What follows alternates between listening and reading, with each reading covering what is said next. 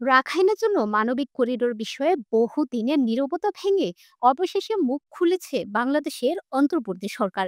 তবে তাতে যেমনটা আশা করা হয়েছিল, রাজনৈতিক উত্তেজনার আগুন ততটুকু কমেনি, বরং নতুন করে ঘি পড়েছে সন্দেহ, সংশয় আর অবিশ্বাসের আছে। সরকার বলছে এটি করিডোর নয়, বরং জাতিসংঘ প্রস্তাবিত একটি ত্রাণ সহায়তা চ্যানেল বা পাথওয়ে। কিন্তু বিএনপি, জামায়াতে ইসলামী, এনসিপি, বাম দল সহ প্রায় সব রাজনৈতিক দলের অভিযোগ, শব্দ পাল্টে মূল বাস্তবতা ঠেকে রাখা সম্ভব নয়। করিডোর হোক বা পাথওয়ে, বাংলাদেশের ভূখণ্ড ব্যবহার তো একটাই, আর সেটাই জাতীয় নিরাপত্তার বড় হুমকি।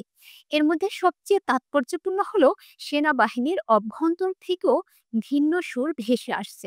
সূত্র বলছে সেনাবাহিনীর প্রধান জেনারেল ওয়াকারুজ্জামান স্পষ্ট ভাষায় বলেছেন, রাখাইন বিষয়ে এমন গুরুত্বপূর্ণ সিদ্ধান্ত শুধু একটি নির্বাচিত সরকারের মাধ্যমেই আসতে পারে, আর তা হতে হবে জাতীয় স্বার্থ ও রাজনৈতিক ঐকমত্যের ভিত্তিতে। অন্যদিকে জাতীয় নিরাপত্তা উপদেষ্টা খলিলুর রহমান এক সংবাদ সম্মেলনে করিডোর ইস্যুকে গুজব বলল, রাজনৈতিক দলগুলোর আশঙ্কা একটুও কমেনি। বরং তার বক্তব্যে করিডোর শব্দটি গায়েব করে ট্রেনের বা পাথওয়ে বলায় এক ধরনের বিভ্রান্তিকর চালাকির অভিযোগ উঠেছে। বিএনপির স্থায়ী কমিটির সদস্য সালাউদ্দিন আহমেদ অভিযোগ করেছেন, এটি আসলে বাংলাদেশকে এক অনাকাঙ্ক্ষিত যুদ্ধের দিকে ঠেলে দেওয়ার সূক্ষ্ম চাল। তার ভাষায়, আমরা এখনো মনে করি সীমান্ত ব্যবহারের মাধ্যমে আমাদের জাতীয় নিরাপত্তা এক বিপজ্জনক খেলায় জড়িয়ে পড়েছে। জামায়াত বলছে এই সিদ্ধান্ত রাজনৈতিকভাবে অগ্রহণযোগ্য। এনসিপি মনে করে এই ধরনের সিদ্ধান্তের আগে সমগ্র রাজনৈতিক মহলের সঙ্গে স্বচ্ছ আলোচনা জরুরি।